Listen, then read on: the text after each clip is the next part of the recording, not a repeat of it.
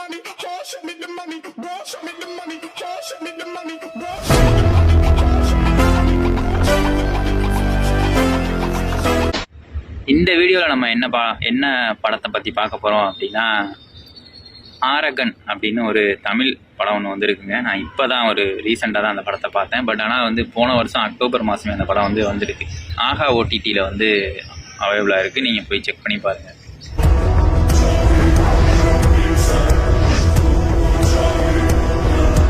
அருண் அப்படிங்கிறவர் இந்த படத்தை இயக்கியிருக்காரு. இது அவருக்கு முதல் படம். படத்தோட கரு என்ன அப்படின்னா, ஒரு சோழ மன்னர்களில் ஒருவரான ஒருத்தர் ஒரு டயத்தில் ஒரு அடிபட்டு போரில் தோற்று அடிபட்டு ஒரு இடத்துல காட்டுக்குள்ளே இருக்கிறப்ப ஒரு முனிவரால் ஆசீர்வதிக்கப்பட்டு அவருக்கு ஒரு வரம் கிடைக்குது. அந்த வரத்தை வச்சு அவர் என்ன செய்கிறாரு அப்படிங்கிறத அந்த படத்தோட ஸ்டோரியோட ஒன்லைன். 3ஆம் ராஜேந்திர சோழன் காலகட்டத்தில் கிபி 1260 முதல் கிபி 1279 வரை. இப்போ அந்த படத்தோட டீட்டெயில் ரிவ்யூ என்ன அப்படின்னா, மைக்கேல் தங்கதுரை அப்படின்னு ஒரு நடிகர் இருக்காரு. அவர் இந்த படத்தோட ஹீரோ. ஒரு பெண்ணை காதலிக்கிறாரு. இவங்களுக்கும் அப்பா அம்மா கிடையாது, அவங்களுக்கும் அப்பா அம்மா கிடையாது. 2 பேரும் கல்யாணம் பண்ணிக்கலாம் அப்படின்னு யோசிச்சுக்கிட்டு இருக்கையில் பிஸ்னஸ் ஸ்டார்ட் பண்ணிட்டு அதுக்கப்புறம் நம்ம கல்யாணம் பண்ணிக்குவோம், இப்போ இருக்கிற வருமானம் பத்தாது அப்படிங்கிற மாதிரி 2 பேரும் பேசிக்கிறாங்க. இது கிட்டத்தட்ட ஒரு 40 நிமிஷம் அப்படியே இவங்களோட லவ் ஸ்டோரியே ட்ராவல் ஆகுதுங்க. இப்போ நீயும் நானும் வாங்குற சம்பளத்தை வச்சு ஃபேமிலியை ரன் பண்ண முடியும்னு நினைக்கிறியா? இந்த வீட்டு வாடகை, கரண்ட் பில்லு, மந்த்லி இஎம்ஐ. அதுக்கப்புறம் தான் படத்தோட கதைக்குள்ளேயே போகிறாங்க. அந்த பொண்ணுக்கு ஒரு இடத்துல வேலை கிடைக்கிது.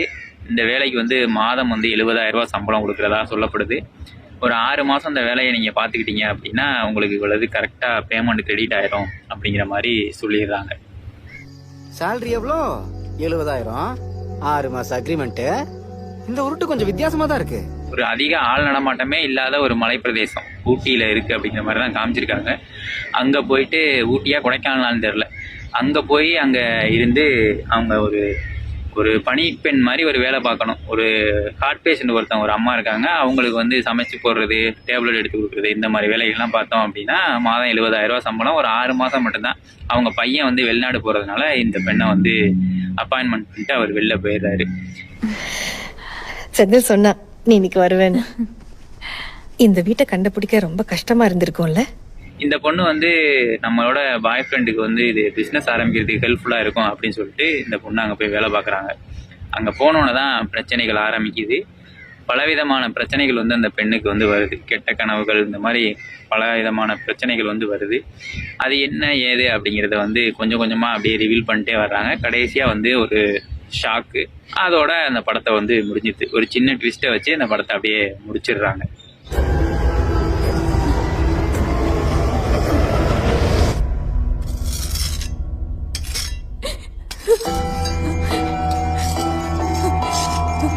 ஓகே, உண்மையிலேயே ஒரு டெபியூட் ஆக்டர் இந்த படத்தை பண்ணியிருக்காரு அப்படின்னா ஒரு ஆச்சரியமான விஷயம்தான். இந்த மாதிரி ஒரு டெப்த்துள்ள கதையை சூஸ் பண்ணது அப்படிங்கிறது பாராட்டுக்குரிய விஷயம். ஆனால் முதல் 40 நிமிஷத்தை நீங்கள் ரொம்ப பொறுமையாக கழிச்சாகணும். அந்த முதல் 40 நிமிஷம் போகவே மாட்டேங்குது, அப்படியே ஜவ்வா இழுக்குது அப்படிங்கிறது தான் நிதர்சனமான உண்மை.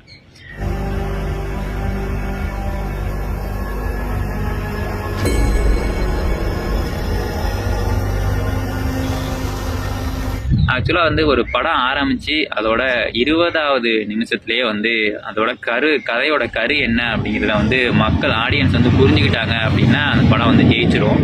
பட் அந்த விஷயத்த இவங்க தவற விட்டாங்களோ என்னமோ அப்படிங்கிறது தான் எனக்கு தோணுது. இந்த படம் ஒரு மணி நேரம் 42 நிமிஷமாக மொத்தமே. பட் ஆனால் கடைசியில் இருக்க அந்த 1 மணி நேரம் தான் படத்தைக்கான கதைக்குள்ளேயே போயிருக்காங்க. மீதி இருக்க அந்த 42 நிமிஷம் அப்படியே மெதுவாக தான் போயிட்டுருக்கு. பட் ஆனால் அது ஒர்த்தான 42 நிமிஷம் தான். அதை அவங்க எதுவுமே செய்ய முடியாது. இன்னும் கொஞ்சம் க்ரீப்பிங்காக சொல்லியிருக்கலாமோ அப்படின்னு எனக்கு தோணுது.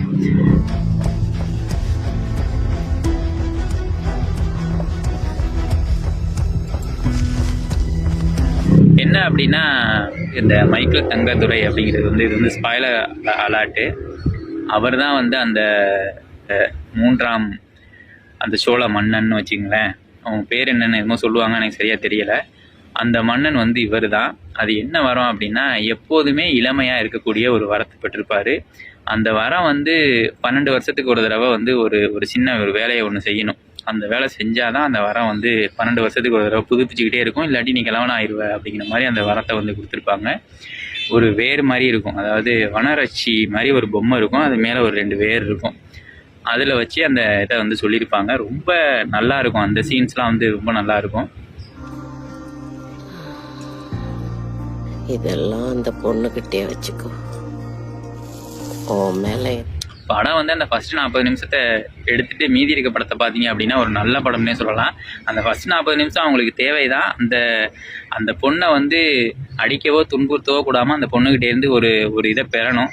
அதுக்காக அவர் வந்து லவ் பண்ணுற மாதிரி நடித்து அந்த இடத்துக்கு அழைச்சிட்டு போவார். அதுதான் அந்த படத்தோட ஸ்டோரி. கடைசியாக அந்த ட்விஸ்ட்டும் நல்லாயிருக்கும். பார்த்து என்ஜாய் பண்ணுறது அப்படின்னா பார்த்து என்ஜாய் பண்ணுங்கள். தமிழில் இந்த மாதிரி படங்கள் வந்து வர்றது அப்படிங்கிறது வந்து ரொம்ப ஆச்சரியமாக இருக்குது.